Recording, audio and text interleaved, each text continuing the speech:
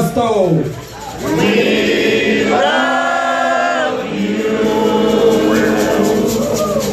One more, 3 is a charm. We love you. As brothers and sisters in love with cannabis, trying to hold on. And you know, many of them did hold on because the cannabis, people forget, we got some medications in that would deal with the pneumonia, that would help with some of the other, the bacterial and fungal diseases we had, so we could kind of get a little bit better, but we couldn't get well. And so many people died from literally wasting away. They wouldn't eat, they couldn't eat, they didn't feel good. But with some cannabis, they were hungry. With cannabis, their pain was relieved.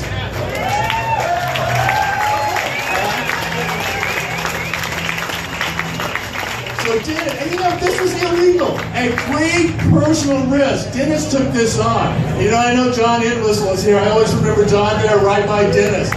Personal risk. You could be arrested. Dennis was shot once, right? Can we say Captain Corrales? Greg Corrales? No, we probably shouldn't. Sorry.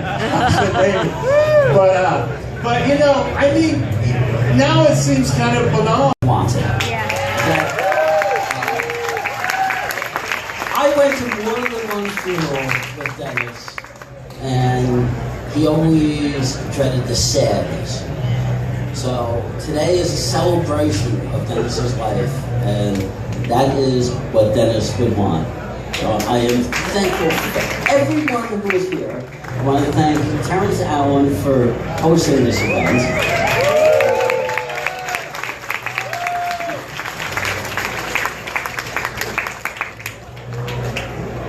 I was asked to speak a little bit about Dennis's early years. Dennis is about 11 years older than me, so I can't speak too much, but I can tell you that we come from Long Island, New York, a place called Elmont. Woo! My dad, and there's a lot of dad in Dennis, was a very kind, friendly man. Everybody loved my father. Everyone who ever met. Yeah. And my mom, Mary. Al was a World War II veteran. He won the Bronze Star and the Silver Star and the Purple Heart twice. And he was a hero.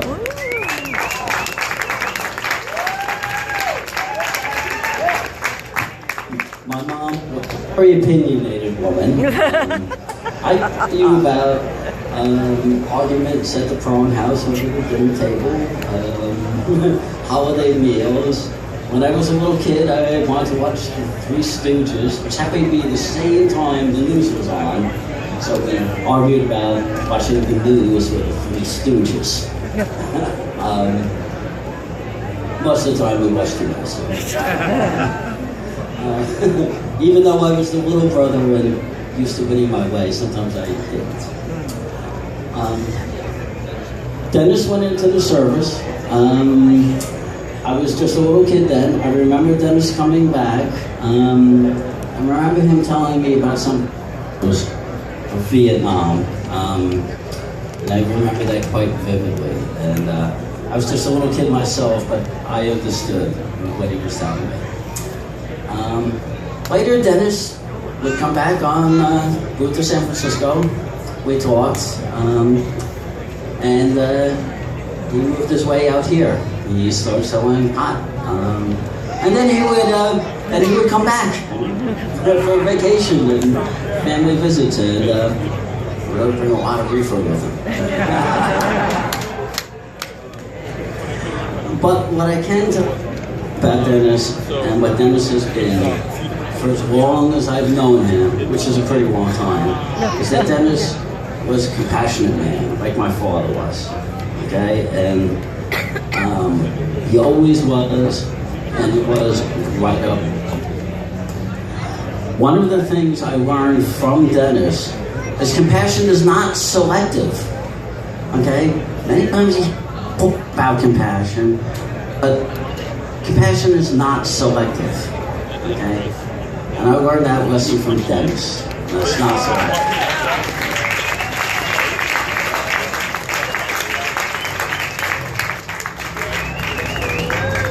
Dennis wrote and passed Proposition 215, and there was a lot of good that came out of this. I can tell you hundreds of people who have come to me to personally relate their stories to me about how Dennis and Proposition 215 saved their lives. And that is a legacy that anyone should be proud of. I've literally heard hundreds of them. They don't know in the park to relate their story.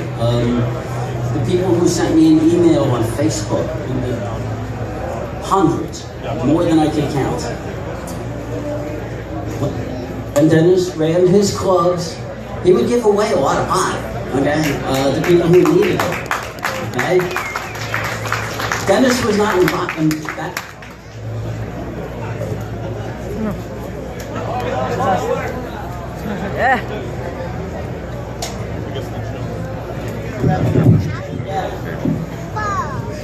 When I'm done.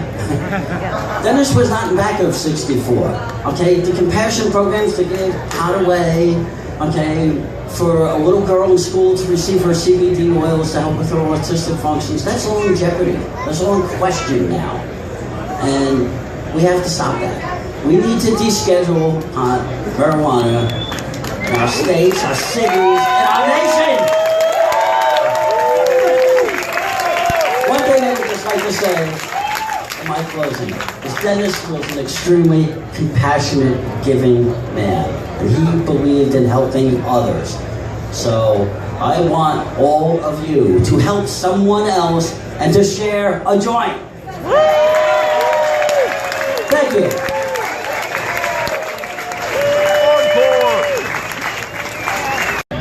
I reworked it and I call it my pot-selling brother. Ready?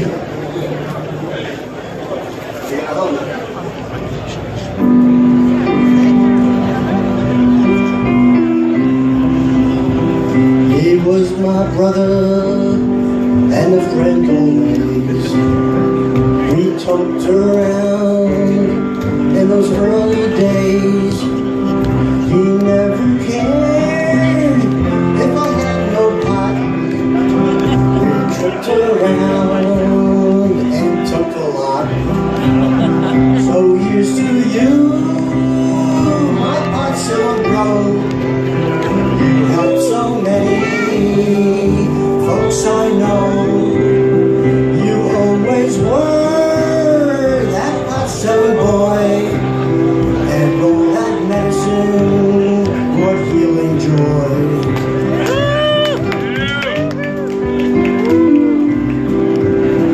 He named Texas, San Francisco Bay. Dennis said he found a way for folks wasting with no appetite, just smoking a joint and they wanna bite.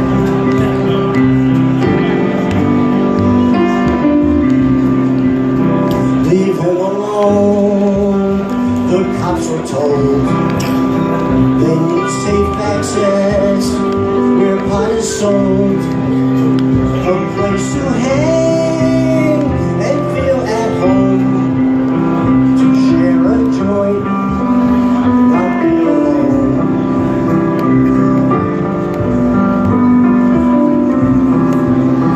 All use is medicine, well this he said. If not for your body, then for your head. The list is long of all the ills. It soothes and helps, not taking pills.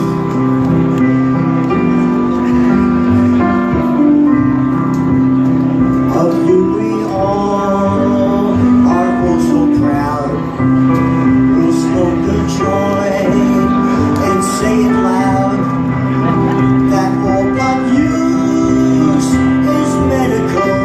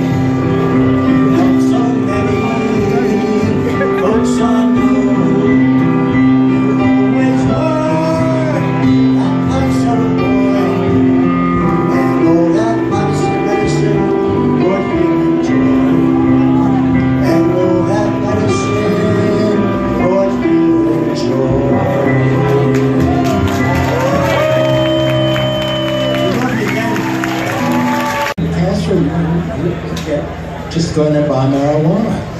And I had a friend in Mendocino, so I was supplied, but that sounded so bold and interesting that I checked out the scene. And it was the big top with bowls from cost plus, and beautiful madras on the walls, and music playing, and a joint in each bowl, and people could sample it and buy it. And I knew him casually. I didn't hang out. Hank made his purchase and we left. And then after he got raided and shot and busted in July '77, I interviewed him at Great. I took down his story, and his thigh was shattered by a shot. The cop was Paul Macaveckas, not Corrales. Corrales was his partner. Corrales held the door open, and Macaveckas shot Dennis. And his thigh was shattered, and they inserted a rod into it. He was laid up for a week, and I took down his story. And I was the guy who asked George McGovern about the Vietnamese heroin. And I was blamed for Richard Nixon becoming president, which is totally unfair. So I've been the smoke-in guy. We did the first smoke-in in 1967 in New York. And Abby Hoffman went and got himself busted. And I kind of like took over the yippies because I was the most active guy. And we did smoke-ins because the war wasn't happening anymore. Now it was the war on drugs. And I heard this guy had been shot by the cops in California, and he was a marijuana activist. And I said, I'm a marijuana activist, wait a minute. You know? So I went out and I went to the Cafe Fleur. And the Dennis Peron is sitting over there. That was where he was. And I got to meet him. And there was a indoor thing. I think Harvey Milk was there. There was an indoor thing where somebody didn't show up. And they put me up there. And I came up with the idea that the marijuana law is a way to take away your 14th Amendment rights. Because they're making up a crime that is not a crime. And under the 14th Amendment, you can't have involuntary servitude unless you're a felon. But wait a minute, they just invented a felony where there's no felony. So this was like the same idea as the new Jim Crow, and I've always wanted to tell that story whenever I have a chance. That the very first thing that Dennis Peron did upon meeting him was to inspire me with the next 40 years of American jurisprudence. That was just the effect he had on people. Now there's some other stories. Like the time we went, you know, they canceled the medical marijuana program where the people get the free medical marijuana because all of a sudden there was 300 AIDS patients who wanted the free medical marijuana. And Dennis Peron went with me to the drug czar's office. We were not able to persuade her to bring it back, the free medical marijuana. But I told her about the other thing I work on, which is ibogaine, which is a way, well, I should tell you, Dennis Peron always sympathized with this, unlike some other people.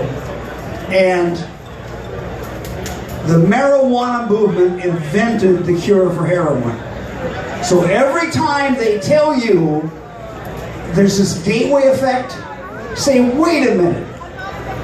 The marijuana movement came up with this other plant drug from Africa that gets you off of coke, speed, alcohol, cigarettes, heroin overnight, and then people just are virtuous and smoke weed and maybe take mushrooms once every 6 months. So we have a plan. And I want to say one other thing, John, this is important.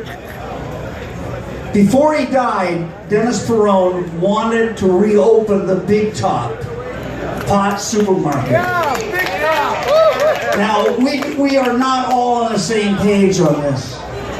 But I think The heirs and assignees of Dennis Peron deserve a free license. I mean, he was shot in the fucking leg, man. Don't you have some equity restitution there? Shouldn't Dennis Peron be able to sell marijuana legally?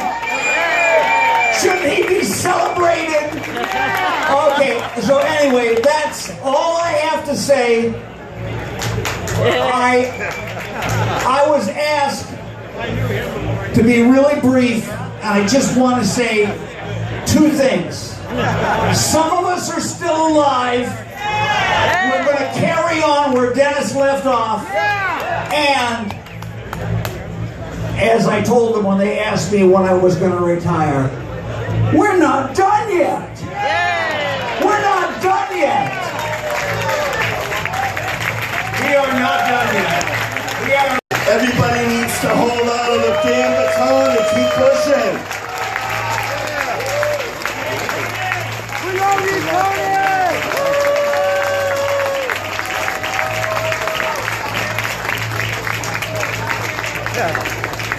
Most people like compliments, but this isn't about me, it's about Dennis. I have 2 minutes to talk, so I'm going to be very quick.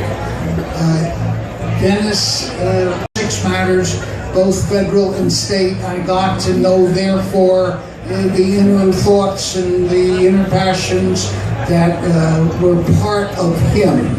So we say thank you, Dennis, for taking all of the stresses of that era, being, the object that the police focused on, as indicated, being assaulted and charged with crimes, being shot, being placed in jail.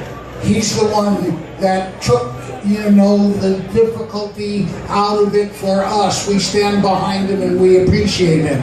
I'm here really to introduce a good and close friend of his who's also passed. You probably know her by name, Brownie Mary.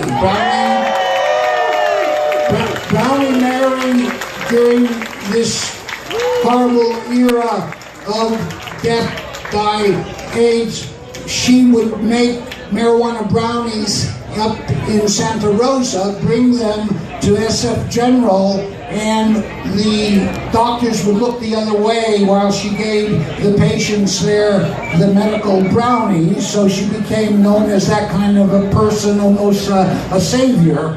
She was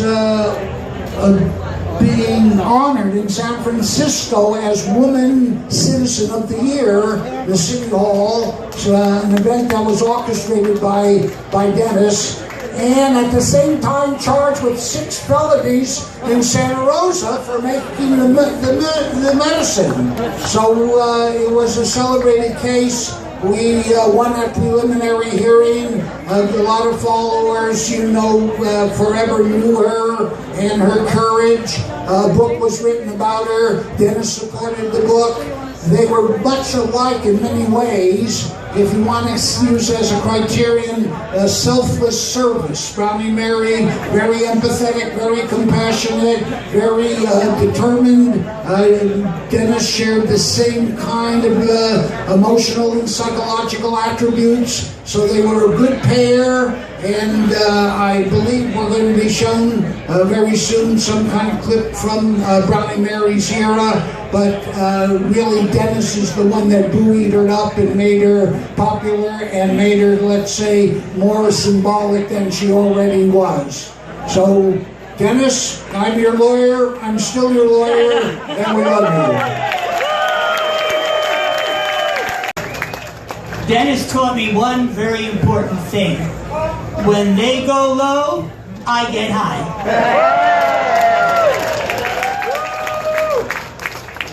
I'm gonna miss Dennis. As you get older, your friends start to leave. Hank Wilson, Brownie Mary, Dennis Peron, Ron Lanza, Cleve Jones. Oh, Cleve's alive also.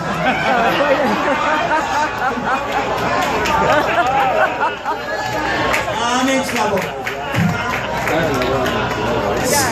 2 minutes. He lives.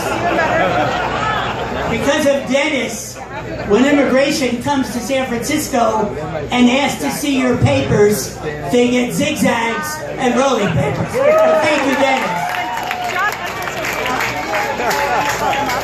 And Dennis was always prescient. Dennis saw the future. He said, legalize marijuana, it's gluten-free.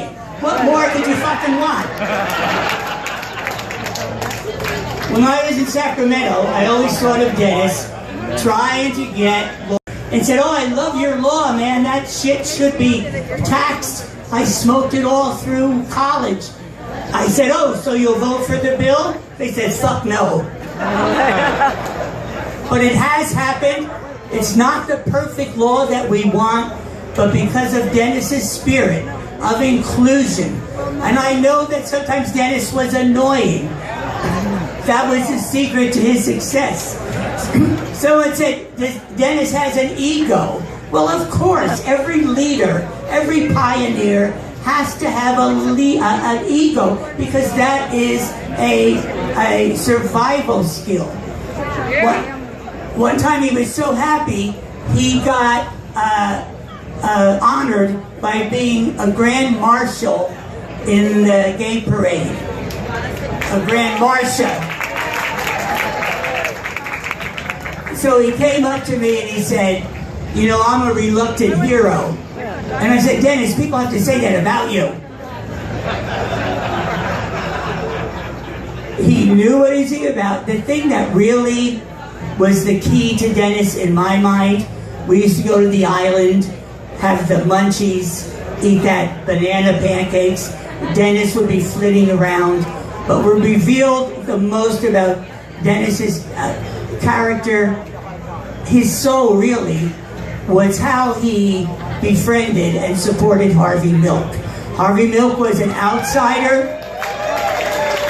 Harvey Milk was a fag. Harvey Milk was left. And Dennis knew that and recognized it before most people. And I knew that meant that everything he did, even if it was theatrical, was for the community. And when AIDS came along, 215 was the result of that commitment. And to this day, I'm thinking we need a movie about Dennis Peron's life.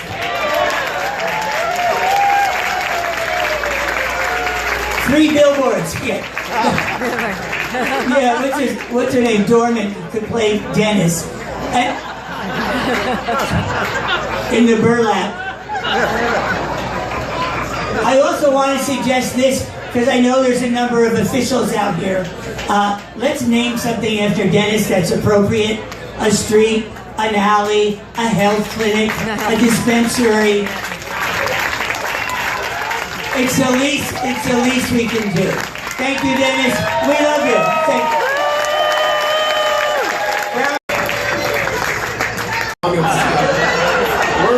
Working its magic on your brain. Jesus. Okay, so I'm glad everybody's having a good time. And I just want to say one very brief thing. We have heroes in our community, we have heroes in our movement. And sometimes we elevate them to sainthood, and sometimes they're portrayed by Hollywood actors. But you should remember that they were our friends and our neighbors.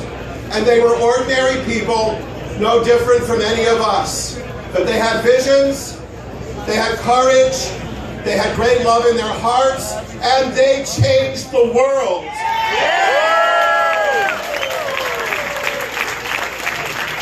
If Dennis Peron is remembered for only one thing 100 years from now, it will be something that matters very much. It was his idea and his alone.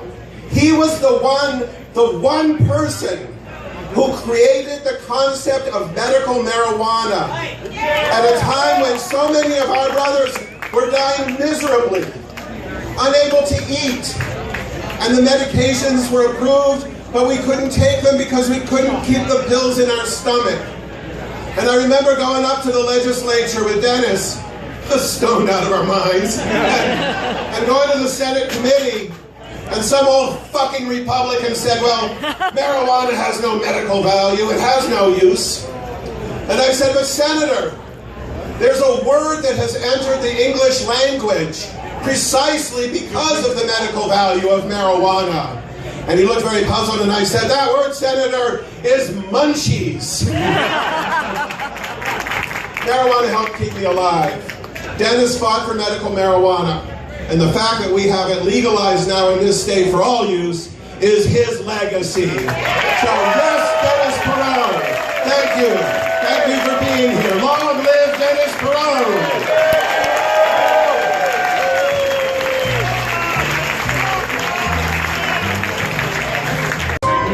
King of the Road, Dennis Peron's favorite song. So everybody sing with it, you know the words, because we want Dennis to hear us all on the party, okay?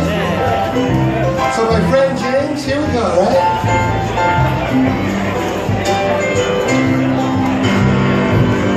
Trailers for silhouette, rooms of echo 50 cents, no phone, no bets. I ain't got no cigarettes, I got 2 hours of pushing. Thousands of in my head room, I'm a man of me, I know me. Dennis Peron, I know every engineer, I know every check, all of the children and all of their names, and every love that's in every guy, and every daughter's not living, I'm still around. Got a trailers for sale, rooms for apple 50 cents, no phone, no pets. Everybody, I ain't got no cigarettes, I'm 2 hours of a bush and blue. I mean, being gay wasn't accepted, and he had to fight to make sure that there was freedom for everybody, and not just him.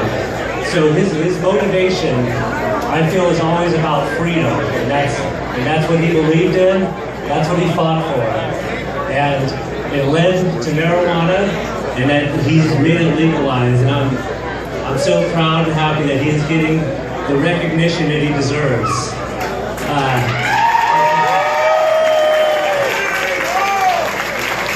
It was not easy for him. You guys know the stories. He's been shot, he's gone to jail. He has sacrificed so much so that everyone else could have a better life. So again, thank you, Dennis, for helping so many people. I love you, and I'm so proud of you. Find a ranch, some property within a few hundred miles of San Francisco, and set up some housing that we as patients could go back and forth, get out of the city, get away from the railroad housing clinic hotels that so many of us were in, and the visits to the doctors and not feeling well. And Dennis found this farm, and for several years, patients back and forth were able to get away and enjoy that. And what Dennis was trying to do then was to teach us responsibility as growers. We've got a responsibility to the environment, to water, to the air, and to the ground. I have just a few seconds left. One of the things each of us here, and I want you to think about this for as long as you can. Each of us has a Dennis Peron story. Each of us. And like you, I miss my dear friend. I miss my dear friend. Cancer and COPD may have taken his body from us. Surely I'll never take his spirit. Not at all. I get the pleasure of introducing a dear friend of mine, his partner, Dr. Donald Abrams, does so much research for us in AIDS and the understanding of it. And of course, Clint's one of the well-respected authors in the marijuana industry that we have out here. Please welcome Clint Werner. Thank you, Wayne. Thank you all for coming out. This is an amazing event to honor Dennis Peron. There's not too many times in our lives where I think we get to rub shoulders with someone who made a profound difference in the way the world is operating. But Dennis was one of those people. He radically changed marijuana as we know it. He altered the zeitgeist, and we really owe him a huge debt of thanks. I first met Dennis when I was caregiver for my best friend who was dying of AIDS. And if you weren't there, you can't imagine how bleak and horrible and grim those times were. This neighborhood, there were 32-year-old men who looked like they were ancient, hobbling on canes, emaciated, covered in blotches of crimson scars from this KS. People were wheezing and couldn't breathe from pneumocystis. There were no treatments. It started out as swollen lymph glands. My husband, Donald Abrams, was seeing people. No one knew what was happening.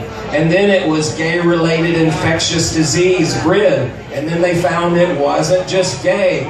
It was spreading throughout the communities of heterosexuals who were sexually active, and there were drug users and blood recipients, hemophiliacs. And so then it became AIDS and HIV. And my husband, Donald Abrams, was one of the first people to establish an AIDS ward dedicated